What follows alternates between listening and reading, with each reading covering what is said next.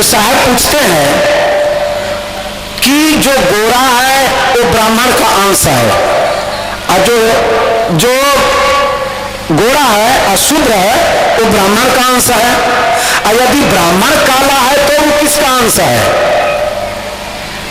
अब पंडित जी चुप हो गए, अब उत्तर क्या देंगे?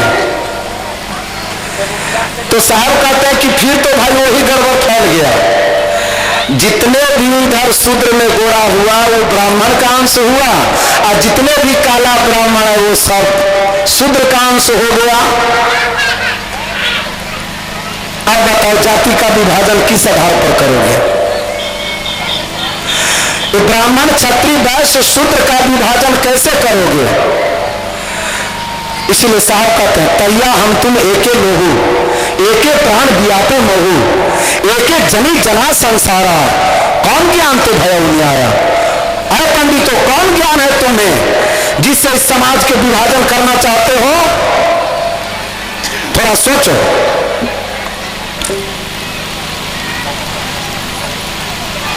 और सदगुरु कबीर का अध्यात्म खोज है। ये समाज के लोग ब्रह्मा विष्णु महेश के कहते हैं, और यदि सही से पुराण पढ़ लिया जाए तो हम नहीं चाहेंगे कि किसी एक बीजक पाठ पर बैठे हुए के पिताजी विष्णु के चरित्र का हो। विष्णु जैसा बाप कोई के ना मिले, ब्रह्मा जैसा बाप किसी बेटी को न मिले, और शंकर जैसे दुल्हा कोई महिला को न मिले। यदि ये तीनों मिल गया तो घर के गड़बड़ आना बिल्कुल गड़बड़ है। और जब बीजक को पढ़िएगा तो सारा तीनों कहानी मिल जाएगा। देव चरित्र सुनाओ रे भाई, अब आगे क्या कहो? जो ब्रह्मा दिए संगरस आई, उजे कहो मंदोदरी तारा, जिंगरजे सदा लगवारा, सुरपति जाय हिल्ला छारी, सुरगुरु धरनी चंद्र महारी, कहे कबीर हरि के गुण गाया, कुंती कर्ण कुमार ही जाया। अब बीजक में सदगुरु कबीर भी कम थे लिखने में का, ऐसा जम करके लिखे कि रंच मात्र भी नहीं छोड़े। इसीलिए यदि संतों की बहुत कृपा हो तो ब्रह्मा जैसा बाप कोई बेटी के ना मिले, और विष्णु जैसा बाप ये हमारे बच्चे लोग के ना मिले, आई बेटिया के शंकर जैसा दुल्हा ना मिले। ये तीन हम चाहेंगे कि कभी ना मिले, क्योंकि चारों युग में अनंतों युग में सब दिन आवश्यकता है। यदि सूर्य के रूप में कोई है तो कहां जन्मा है उसका महत्व नहीं है। आज भी और चारों युग में सभी युग में आवश्यकता थी चरित्रवानों की, और बाप भी मिले तो चरित्रवान, पति मिले तो चरित्रवान, पिता मिले चरित्रवान। आज आवश्यकता उसकी है। और ऐसा न कि ये तीनों के सत्यन सुया जो थी ना, ब्रह्मा विष्णु महेश तीनों के ऐसा पटक दिया कि 6 महीना तक घरे में रख दिया बांध करके। और सरस्वती लक्ष्मी पार्वती प्रार्थना करती है। ये कौन थी? सत्यन सुया ब्राह्मणी थी क्या? हर ब्राह्मणी नहीं थी, अत्रि मुनि के पत्नी थी और यादव कुल की मैया थी, अर्थात सुग्रीव ही थी, जो तीनों का नाथा था। और तीनों को अंतिम में तीनों हार करके मैया सत्यम सुया के बेटा बन गया, और सरस्वती लक्ष्मी पुतोह बन गई। ये शक्ति किसमें है? आप लोगों में। आवश्यकता इसकी है। साहब कहते हैं रजोगुण ब्रह्मा, जब अपने बच्चे को हम जन्म देते हैं तो रजोगुण से, रजोगुण ब्रह्मा सृष्टि करने के नाते, बीच में क्या भरवा लाया, मना किया है ना।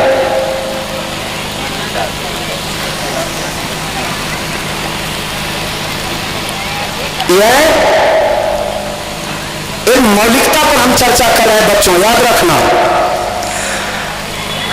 जन्म देने के नाते आपके माता पिता आपके ब्रह्मा हैं। जन्म देने के नाता ब्रह्मा का क्या काम है? सृष्टि करना। आप लोग ईमानदारी से बोलो बच्चे, तुम ब्रह्मा के द्वारा जन्मे हो कि माँ बाप के द्वारा? तो ब्रह्मा कौन है? आपका ब्रह्मा कौन है? माँ बाप है। और विष्णु का अर्थ होता है पालन पोषण करने वाला। आप लोग के कलम कॉपी पढ़ने के लिए कौन दे रहा है? इसीलिए विष्णु है। और जब स्कूल ना जाते हो तो चाटा मार करके स्कूल कौन भेजता है? इसलिए माँ बाप शिव है। जो रजोगुण ब्रह्मा, सृष्टि करना ब्रह्मा का काम है। तमोगुण शंकर जो क्रोध में आकर के हमारे दुर्गुण को नाश कर दे, शंकर वो है। रजोगुण ब्रह्मा, तमोगुण शंकर, सतोगुणी हरि सोई। माता पिता भी सतोगुण है।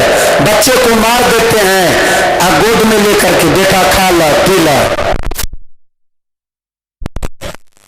और वो सास अभागिन है जो पुतोहिया से लड़ करके फिर पुतों को नहीं कहता है कि तू खा ला। अरे हो गया, एक साथ में रहने में कभी कभी सास पुतों में हो जाता है। और यदि थोड़ा थोड़ा सास पुतों में लड़ाई नहीं होगा तो प्रेम भी नहीं बढ़ेगा। कभी कभी गाली देने में भी प्रेम होता है। आप लोग देखे हैं, हम लोग कहते हैं कि यदि कभी कभी मुंह दुख जाए तो हल्का हल्का कभी गाली दे देना, लेकिन समय के अनुसार देना भाई। आंख में काजल लगाओगे तो बड़ा अच्छा लगेगा, हल्का सा नीचे लग गया तो कामे बिगड़ जाएगा। कभी कभी सभी लोगों को गाली प्रिय लगना लगता है। बड़े बड़े सूरवीर सब हैं, जब बाराती में जाएंगे तो ऊपर कहेगा महिला लोग ऊपरे से गिर ले रे बाबा जी, आप गुल्लर चुनी चुनी खाए। बाबा जी वो मोछ पर ताव फिरता है, और लड़कावा के बदबो मोछ पर ताव फिरता है, और मौसो बाप मोछ पर ताव फिरता है। दुल्हा जो होता है सिर नीचा करके हंस करके गाली पी लेता है।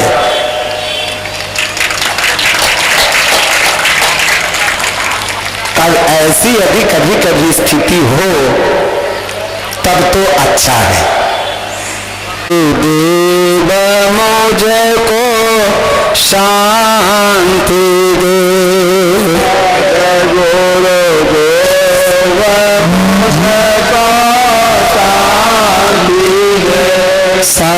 सद्भाव दे, सद्बुद्धि दे,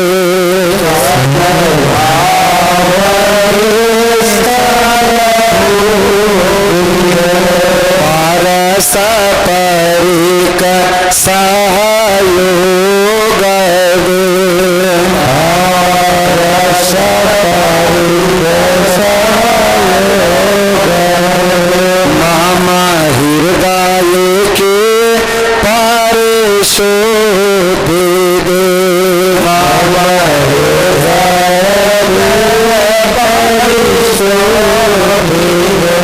मन में विमल ही भाव हो, तन से विमल आचार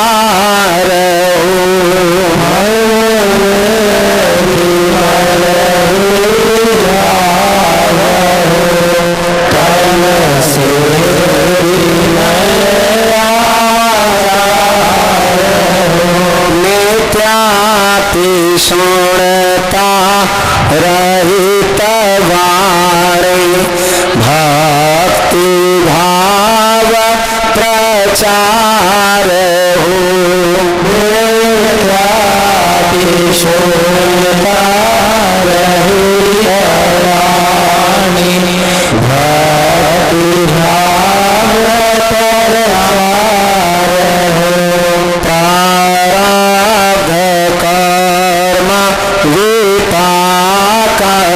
वश मम चित नहीं उद्विग्न हो।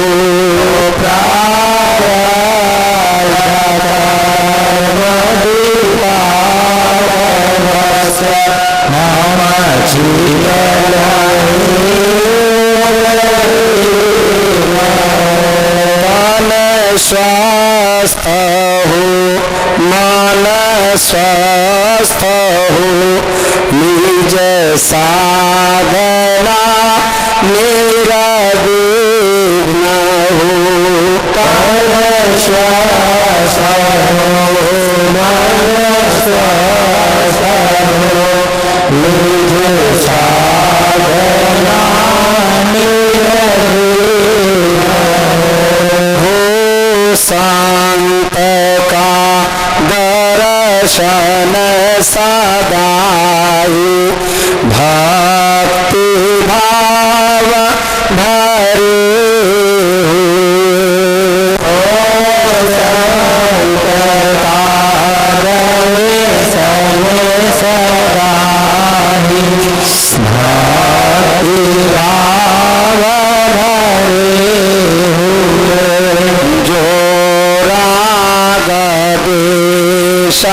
विकार में संसार से हो तर हुए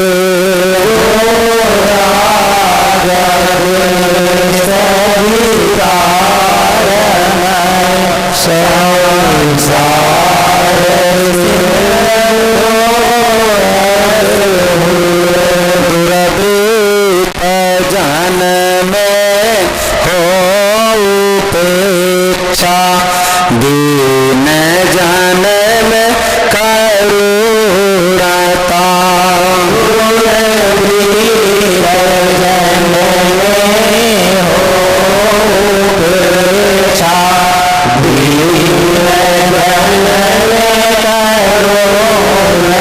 सब वृत्ति में मोदिता तथा संतान जाने से मित्रता सब वृत्ति में मोदिता तथा संतान जाने से मित्रता परिहास का अतिह्रास हो भव तरण वाग विलास हो परिहास का अतिह्रास हो भव तरण वाग विलास हो विद्या अध्ययन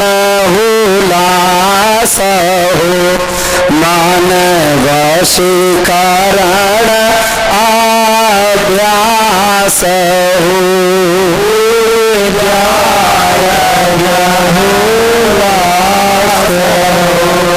मन वशीकरण सद्गुरु शरण की आशा हो कामादि का नहीं त्रास हो सद्गुरु शरण की आशा हो कामादि का नहीं त्रास हो निज बोध का अभिलाष हो श्रुति वचन में विश्वास हो निज बोध का अभिलाष हो श्रुति वचन में विश्वास ज्ञान तम का नाश हो विज्ञान ज्योति प्रकाश हो अज्ञान तम का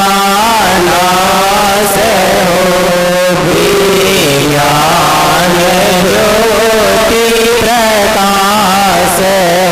मरणात धर्म विसार कर अमरत भाव विकास हो।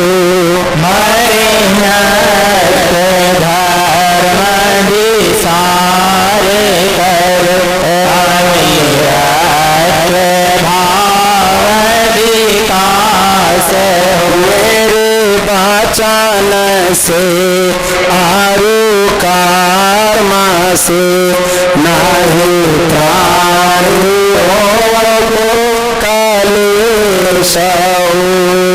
मेरे वचन से आरु कर्म से नहीं प्राणियों को कलेश हो।